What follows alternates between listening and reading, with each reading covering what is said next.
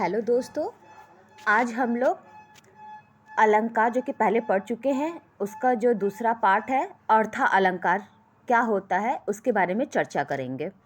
तो आइए देखते हैं कि अर्था अलंकार क्या होता है। जहाँ अर्थ के माध्यम से काव्य में चमत्कार उत्पन्न होता है वहाँ अर्था अलंकार होता है। तो ध्यान दीजिए कि पहले हमने पढ़ा था शब्दालंकार, जहाँ शब्द की वजह से काव्य में एक चमत्कार उत्पन्न हो, उसकी सौंदर्यता बढ़े, वो शब्दालंकार हो गया। यहाँ पर अर्थ, जब काव्य में अर्थ के माध्यम से जो हम लोग व्याख्या करते हैं, अर्थ निकालते हैं, उसके अर्थ निकालने से जब काव्य में सुंदरता आती है, उसकी सौंदर्यता में बढ़ोतरी होती है, तो ऐसी जगह को हम लोग अर्था अलंकार कहते हैं। अर्था अलंकार के कुछ भेद निम्नलिखित हैं, देखिए नीचे। उपमा, रूपक, उत्प्रेक्षा, दृष्टांत, संदेह, अतिशयोक्ति। और भी होते हैं, मानवीकरण, और भी बहुत होते हैं, लेकिन हम लोग मुख्यतः यहाँ पे 3 पढ़ेंगे। उपमा, रूपक और उत्प्रेक्षा हम लोग मेन यहाँ पे पढ़ेंगे, और आगे का हम बाद में वीडियो में बना देंगे। ये देखिए अर्थालंकार, इसमें और भी बहुत सारे हैं। देखिए उपमा है, रूपक है, उत्प्रेक्षा, भ्रांतिमान, संदेह, अतिशयोक्ति, विभावना, मानवीकरण, ये सब अर्थालंकार के ही भाग हैं, उसके भेद हैं। लेकिन हम लोग यहाँ पे मुख्यतः उपमा, रूपक और उत्प्रेक्षा पढ़ेंगे। आइए देखते हैं उपमा क्या होता है।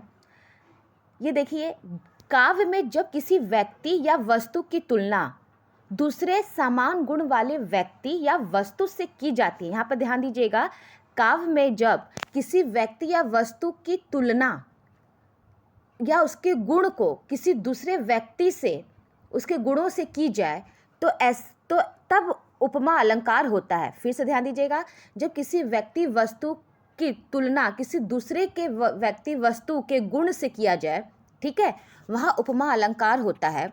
उपमा अलंकार हम पहचानते कैसे, ये देखिए कुछ शब्द, सा, से, सी, सम, समान, सदृश, सरिता, सरिस, जिमी, ईव। जब ये सब शब्द किसी काव्य में आते हैं तो समझ जाइए कि ये उपमा अलंकार है। जैसे पीपर पात सरिस मंडोला, देखिए सरिस आया है ना, तो ये पहचानने का ये एक कोड, एक ट्रिक होता है। कॉम्पिटिटिव एग्जाम यदि आएगा तो आप लोग लगा सकते हैं, ये ट्रिक याद कर लीजिएगा।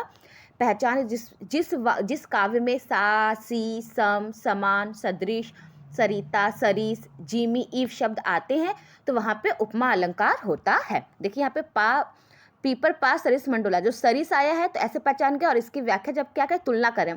पीपर पा सरिस मंडोला, जब पीपल का पत्ता डोलता है तो मानो ऐसा लगता है कि मन डोल रहा है, तो पीपल के पत्ते के डोलने से मन के डोलने का तुलना किया गया है यहाँ पे, ठीक है।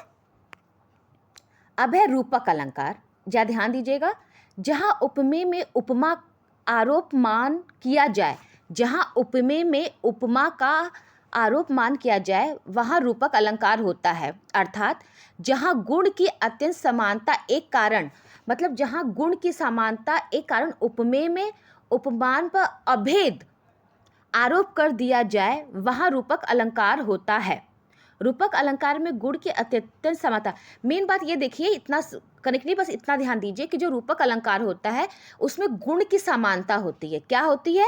गुण की समानता होती है, उसमें गुण एकदम मिला होता है, उसको हम लोग एक अभिन्न अंग उसमें जुड़ा हुआ होता है, उसको हम लोग अलग नहीं करते हैं, ठीक है। उसमें उपमान और उपमेय को आरोपित कर देते हैं, जिसकी गुण हम लोग बता रहे उसी के गुण को ही उसमें आरोपित हम लोग कर देते हैं। जैसे पायो जी मैंने राम रतन धन पायो, राम नाम में रतन धन का आरोप होने से रूपक अलंकार है। पायो जी मैंने राम रतन धन पायो, वो राम क्या है, राम को ही धन बना दिया गया है, उसमें एकदम उसमें राम का नाम को ही हम लोग ने धन के रूप में आरोपित कर दिए हैं। आए महंत बसंत, महंत की सवारी में बसंत आगमन का आरोप, मतलब महंत को हम लोग ने बसंत बना दिया।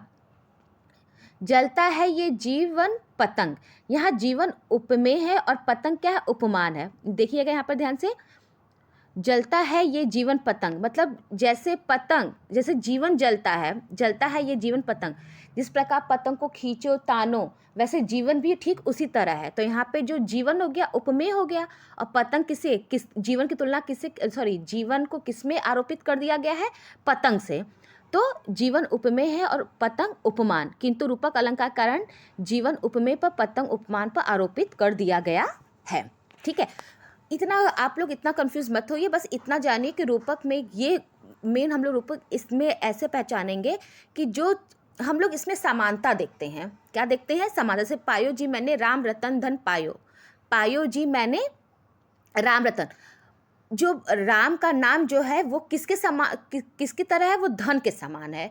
तो एक धन और राम के नाम में एक समानता बद एक दूसरे के समान है, वो रूपक अलंकार हुआ। अब है उत्प्रेक्षा अलंकार। जहाँ उपमेय में उपमान की संभावना हो, जहाँ उपमेय और उपमान में समानता के कारण रूप में उपमा की संभावना की कल्पना की जाए, वहाँ उत्प्रेक्षा अलंकार कहलाता है। यहाँ पे पहले यहाँ पे समझिए, जहाँ उपमेय में उपमान की संभावना, मतलब जो उपमेय होता है उसको हम लोग उपमान की संभावना में रख देते कि ये हो सकता है। जैसे उदाहरण देखिए आप लोग, उदाहरण से ज़्यादा स्पष्ट हो जाएगा। उस काल मारे क्रोध के तन कापेन उसका लगा, मानो हवा के जोर से सोता हुआ सागर जगा, सिर फट गया उसका वही मानो अरुण रंग घड़ा। पहले ऊपर, उस काल मारे क्रोध के तन कांपने लगा उसका, मतलब कि वो इतना ज़्यादा उसका क्रोध इतना ज़्यादा था कि उसका तन कांपने लगा, मानो हवा के जोर से सोता हुआ सागर। जिस प्रकार क्रोध से शरीर कांपने लगा है, मानो ठीक वैसे ही जैसे ही कि हवा के जोर से सागर में जब तेज से हवा चलती है तो सागर हिलने डुलने लगता है, वैसे ही क्रोध से हमारा शरीर क्या होता है? वो कांपने लगता है। तो उसमें क्या है? उपमेय में ही उपमान की संभावना बता दिया गया है। ठीक है, अब है उत्प्रेक्षा अलंकार को हम लोग पहचानते कैसे हैं, उसके ट्रिक क्या है? जानो, ज्यो, जनु, मानो, मोही आदि, जब ये सब ऐसे शब्द आए वहाँ पे समझ लीजिएगा कि ये उत्प्रेक्षा अलंकार। इतना याद करने की जरूरत नहीं है, मेन तो पहचानने के लिए आता है। तो आप लोग ट्रिक देखिए, उत्प्रेक्षा अलंकार को कैसे पहचानेंगे? जाने, ज्यो, जनु, मनु, ये जो शब्द मनहु, जहाँ ये शब्द देखिए बीच में आया है ना, मानो, तो ये ऐसे शब्द आएंगे तो वो उत्प्रेक्षा अलंकार हो जाएगा। ठीक है, और उपमा में तो आपको बता ही दिया, उपमा में सा, से, सी, ये सब जो आएगा वो हो गया। ठीक है, यदि मेरा वीडियो आपको अच्छा लगा तो प्लीज़ लाइक, शेयर और सब्सक्राइब कीजिए और कमेंट्स भी कीजिए, ताकि मैं अगले वीडियो में जो यदि गलती इस वीडियो में किया है वो अगले वीडियो में ना करूं और अपने वीडियो को और अच्छे से बनाऊं, ताकि मैं और लोगों को नॉलेज दे सकूं। ठीक है।